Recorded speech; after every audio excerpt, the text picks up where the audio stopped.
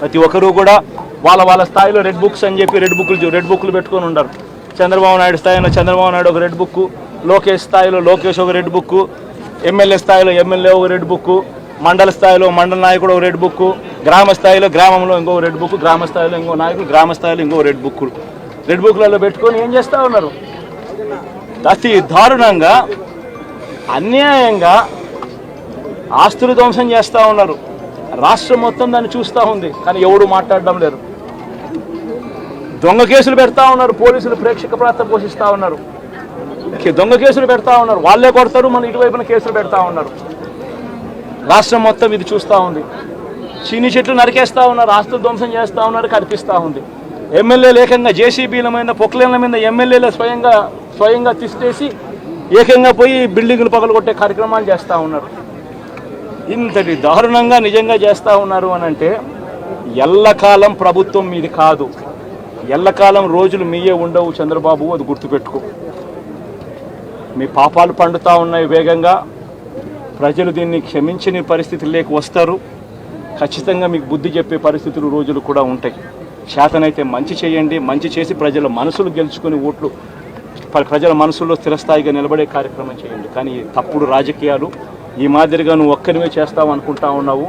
ఇదే మాదిరిగా కొనసాగితే రాష్ట్రంలో ఒక తప్పుడు సాంప్రదాయానికి నువ్వు నాంది పలుకుతా ఉన్నావు. నువ్వు వేసే ఈ బీజం, నువ్వు వేసే ఈ తప్పుడు సాంప్రదాయం రేపొద్దున నువ్వు వేసే ఈ బీజం చెట్టు అవుతుంది. రేపొద్దున నువ్వు ఏదైతే ఇత్తుతావో అదే పండుతుంది. రేపొద్దున మళ్ళీ మీ గ్రామాలలో మీ కార్యకర్తలకు ఇదే పరిస్థితిని ఇదే మాదిరిగానే మళ్ళీ జరిగే కార్యక్రమాలు కూడా జరుగుతాయి. అటువంటి తప్పుడు సాంప్రదాయాలు దయచేసి ఇప్పటికన్నా ఆపండి. నాయకులుగా ఉన్న మనలాంటి వాళ్ళం ఇలాంటివి ప్రోత్సహించకూడదు. ఇలాంటివి ఎవరు తప్పు చేసినా తప్పు అని చెప్పే కార్యక్రమం నాయకులుగా మనం చెయ్యాలి. కానీ దగ్గరుండి ఈ మాదిరిగా ప్రోత్సహించడం అతి దుర్మార్గమైన కార్యక్రమం. దయచేసి దీనికి ఫుల్ స్టాప్ పెట్టే కార్యక్రమం ఖచ్చితంగా చెయ్యండి చంద్రబాబు అని చెప్పి సందర్భంగా మరొక్కసారి చంద్రబాబును ఈసారి హెచ్చరిస్తున్నామని కూడా చెప్తా ఉన్నాం. ఈసారి కోరడం లేదు, హెచ్చరిస్తున్నామని కూడా చెప్తా ఉన్నాం. ఇదే మాదిరిగా జరుగుతూ పోతూ ఉంటే మాత్రం ఎవరైనా కూడా ఊరుకునే కార్యక్రమం జరగదు. రియాక్షన్ అనేది ఖచ్చితంగా ఉంటుందని కూడా చంద్రబాబు నాయుడు సందర్భంగా గట్టిగా చెప్తాం. రెడ్ బుక్ కక్ష సాధింపు చర్య కాదు, దయచేసి మీరు అది అర్థం చేసుకోండి. రెడ్ బుక్ అన్నది ఎవరైతే లాస్ట్ గవర్నమెంట్ లో పని చేయలేదో సక్రమంగా యాజ్ పర్ రూల్, చాలా క్లియర్ గా వినండి, యాజ్ పర్ రూల్ ఎవరైతే వర్క్ చేయలేదో, ఎవరైతే అనవసరంగా అక్రమంగా తెలుగుదేశం పార్టీ కార్యకర్తల మీద కానీ జనసేన బీజేపీ కార్యకర్తల మీద కానీ కేసులు బనాయించారో, ఇబ్బంది పెట్టారో, అది రెడ్ బుక్.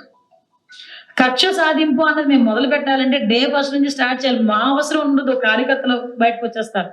కానీ ఒక్కటి ఏంటంటే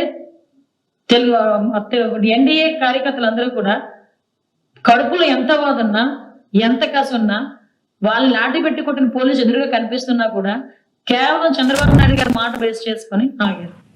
వాళ్ళు ఏదో చేస్తారని నేను చెప్పట్లే, కానీ నాయకుడి మాటకి ఆ వాల్యూ ఇచ్చారు.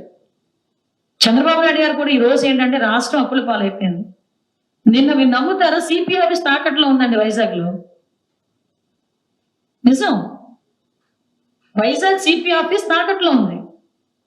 ఆ సిపి పరిస్థితి నేనే డబ్బులు కట్టలేదు అనుకోండి, ఏదో ఒక రోజు వచ్చి నోటీస్ అంటిస్తాడు సిపి ఆఫీస్కి. ఎక్కడికి వెళ్ళిపోతాడు సిపి పెట్టిబేడ పట్టుకొని. ఈరోజు సిచ్యువేషన్ అంత దారుణంగా ఉంది. ఈ టైంలో అలాంటి కొట్టా, ఈడిని కొట్టా, ఆడిని చంపా, ఈడిని చంపా, అది కాదు అవసరమా? ఇంత 164 సీట్స్ ఇచ్చారంటే చంద్రబాబు నాయుడు గారి మీద ఎంత నమ్మకం లేకపోతే ప్రజలు ఇస్తారు చెప్పండి? ఆ నమ్మకాన్ని నిలబెట్టుకోవడం ముఖ్యమా? సో మాకు కావాల్సింది వాళ్ళు ఒక 2% 3% ఎగిరిపడే వాళ్ళని ఎలాగోలా మేము కూర్చోబెడతాం. ఆ సిస్టమ్ మా దగ్గర ఉంది. మిగతా 90% వాట్ ఎవరి ఏం కోరుకున్నారో దాని మీద మేము పనిచేయాలి. నేను ఎగ్జాంపుల్ చెప్పా, అలాంటి మీ నంబరు సెక్యూరిటీ ఆఫీస్ తాకట్లో ఉంది, కలెక్టర్ ఆఫీస్ తాకట్లో ఉంది, సిపి ఆఫీస్ తాకట్లో ఉంది. అలాగ ఒకసారి రాష్ట్రం మొత్తం డిపార్ట్మెంట్ వాళ్ళు ఒకసారి చెక్ చేసుకుంటే ఎన్ని పోలీస్ స్టేషన్లు, ఎన్ని సిపి ఆఫీస్ ముందు ఇదైనా ఈ బిల్డింగ్ ఉందో లేదో చూడాలి, ఒకసారి తాకట్లో ఉందో లేదో. నిజం అంటే ఒకసారి చెక్ చేసుకోవాలి మనం కూడా ఎప్పటికెప్పుడు. ఇది నిజంగా ఈ ఆఫీస్ చంద్రబాబు నాయుడు గారు కట్టించిన ఆఫీస్. నాకు AP housing corporation, police housing corporation వాళ్ళు వచ్చారు నా దగ్గరికి. ఈ 5 సంవత్సరాల్లో ఇది ఒకటేనండి లాస్ట్ ప్రాజెక్ట్ కట్టింది వాళ్ళు. వాళ్ళకి ఏదైనా కన్స్ట్రక్షన్ ఇస్తే 5% తీసుకొని వాళ్ళు దీనికి వెళ్తారు, జీతాలకు వెళ్తారు. అంటే వాళ్ళు కంప్లీట్ గా 5 సంవత్సరాలు జీతాలు లేకుండా బతికేశారు. నేను కూడా ఏం చెప్తున్నానంటే పబ్లిక్ కి అప్పీల్, ఇలాంటి సిచ్యువేషన్ ఈరోజు రాష్ట్రం ఉంది. దయచేసి ప్రతి ఒక్కరు కూడా అందరికీ కోఆపరేట్ చేయండి. ముఖ్యంగా పోలీస్ డిపార్ట్మెంట్ వాళ్ళకి కూడా కోఆపరేట్ చేయండి. పోలీస్ డిపార్ట్మెంట్ వాళ్ళు కూడా దయచేసి మీకు రాజకీయాలు వద్దు. Do your work.